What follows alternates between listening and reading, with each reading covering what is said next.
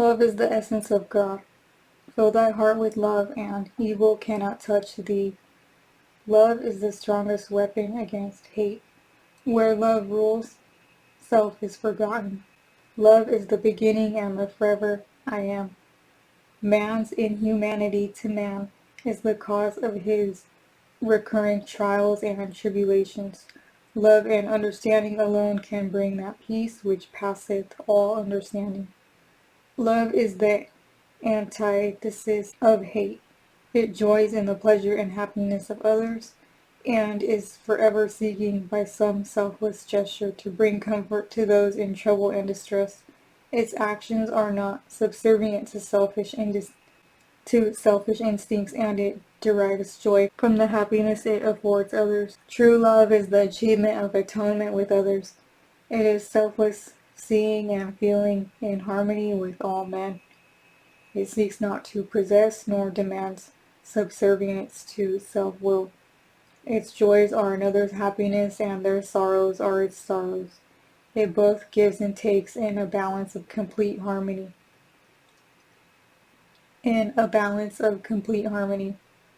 True love is the spiritual link between ourselves and God. It will guide our footsteps through the fires of wrath and material conflict, and will cleanse our hearts of all those unwanted facets within the human personality. Love is both the father and the mother of self-control, teaching us tolerance towards our fellows. Evolution of the soul. The spirit of man is like a seed which is sown in the ground. As the years progress, the sapling grows, thrusting out more and more branches and donning more and more leaves until at last it becomes a tree, and reaching maturity finally brings forth fruit abundantly. So it is with their divine souls, which grow through time, accumulating the branches and leaves of knowledge, ever stretching upwards to the great cosmic creator, until the goal of fusion and atonement is reached. The flesh is merely a garment through which the spirit gives itself expression whilst incarnate. We must not allow it to become faint-hearted, but must teach it to stand up to, and if need be, fight for the ideals of the spirit. If we do not, materialism will obliterate spiritual ethics, and mankind will become a robot dominated by his lower selfish instincts. The spirit, whilst incarnate within the mortal flesh, is like the hand of the weather glass. It either rises to the higher levels of spirit or plunges to the lower physical planes. When it rises to the higher levels of thought, it basks in the warmth and sunshine of a lovely spiritual day, in harmony with all nature. If, however, it allows itself to fall to the lower physical levels, it shivers in the winds and the rains and the thunderings of fear, jealousy, hate, and intolerance, becoming swallowed up in the mists of disharmony and the frustration of non-achievement. As matter and spirit are indivisible and interpenetrate one another in limitless and eternal universes, how can we, of our ignorance, proclaim that spirit is a figment of the aesthetic's mind only? Which of these two opposites penetrates the other? Which is illusion and which reality? Let us educate our spiritual selves, so that we may rise above the limiting shackles of our physical prison to blend in harmony with the divine mind of the infinite architect. Then we shall be rich indeed above all earthly wealth, for we shall know the great eternal secrets of life. Thought. The people said, "The gods have surely come to earth, for man has not the power to heal by thought." But Jesus said, "The greatest power in heaven and earth is thought. God made the universe by thought. He paints the lily and the rose with thought. Why think it strange that I should send a healing thought and change the ethers of disease and death to those of health and life? Thought, to be successful, must keep the will of achievement always watchful. Only constant alertness of purpose will bring ultimate fulfillment. To think spiritually is to build up a force which will help us to overcome all material obstacles, even in densest matter. Once we are possessed of this cosmic talisman, we can walk unafraid through the rocky wastes of material disharmony and maybe help some hungry soul struggling in the quicksands of material disillusionment as we pass along life's roadway. If we keep our daily thoughts in harmony with nature, we shall dwell in the peace of atonement with Him. We shall be in the world, but not of it, and the knowledge we receive will be our spiritual nourishment, which we will gladly strive to share with those who are struggling through the midst of materiality and illusion. If we believe sincerely enough in the things we are striving to achieve, we shall build up the necessary strength to bring our ambitions to fruition, no matter what obstacles we encounter along the roadway of our endeavors. By right and spiritual thinking, we shall be an inspiration to others, for what we build will be lasting monuments for future generations. Inspiration.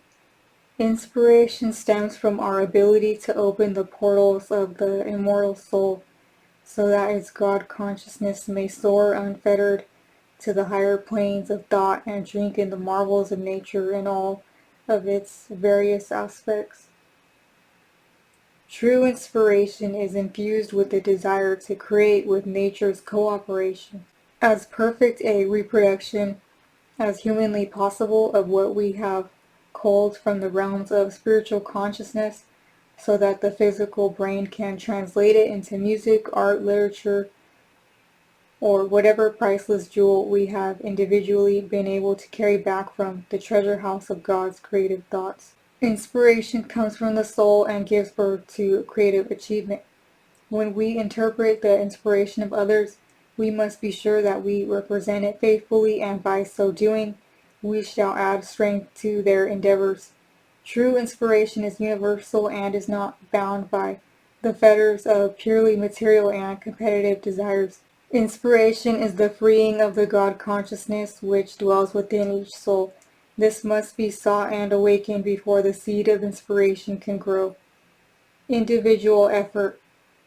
An individual is only worth what he or she puts into conscious, constructive effort while it's incarnate upon earth. Each action we take, each thing we achieve for good, is of benefit to and in harmony with the great and eternal thought of God, and will live upon earth after we have gone to the realms of spiritual consciousness to fuse with and strengthen the achievements of future generations.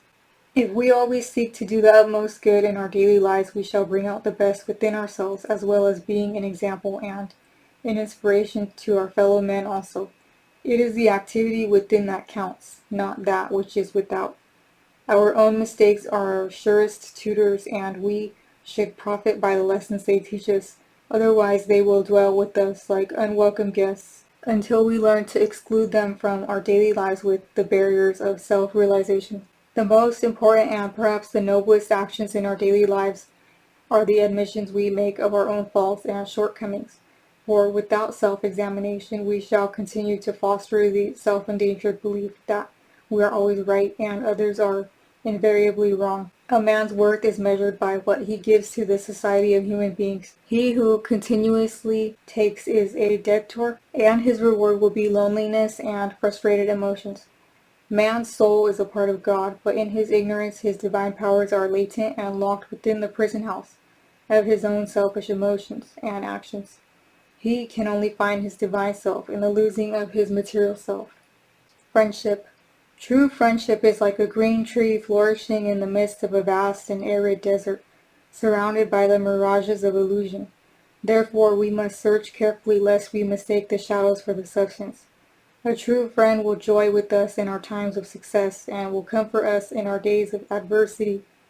Will see and understand our shortcomings and stretch out a sustaining hand when our footsteps falter. Will not fear to tell us our faults when others fawn and praise in self-interest.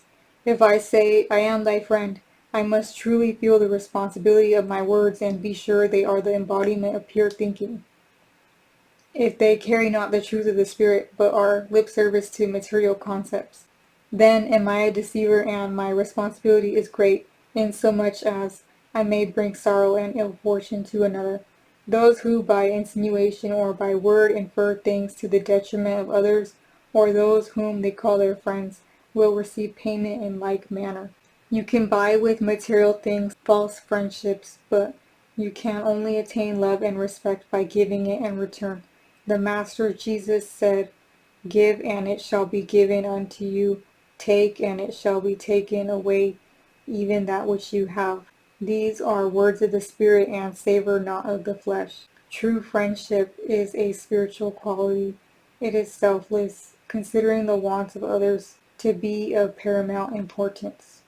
It gives all and demands nothing in return, never first counting the cost of a kind action. It is the love of one human soul for another.